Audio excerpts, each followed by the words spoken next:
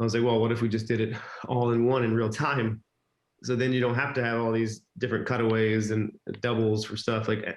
So it was actually grown or born out of necessity. And then, once we kind of leaned into the creative idea, then, 4 months of kind of conceptualizing, then you get with stunts and you start saying, hey, how do we execute this? I want to have the actors in the car driving safely. How do we do that? So it's like, all right, let's design a backseat drive car or a pod car where you drive from the rooftop and you're filming inside and you can't see. And so, how do we make it safe?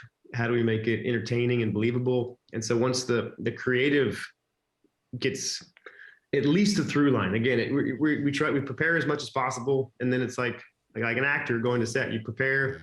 And then the real magic comes from the spontaneity of the moment, right? And making choices in the here and now. And so there's a lot of things, for example, the moment where Rake is going to throw the kid across the roof.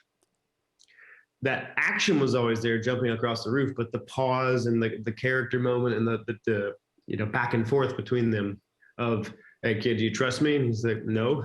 Good. And he throws him across the roof. That was improvised. Like there wasn't a built-in moment there for that. But when we were there, we just said, a lot of action's been happening. I think we should pull back on that. Let's stop, have a moment for the characters to connect. And, then it was a memorable moment in that action sequence. So, overall, probably from conception to execution was 4 or 5 months.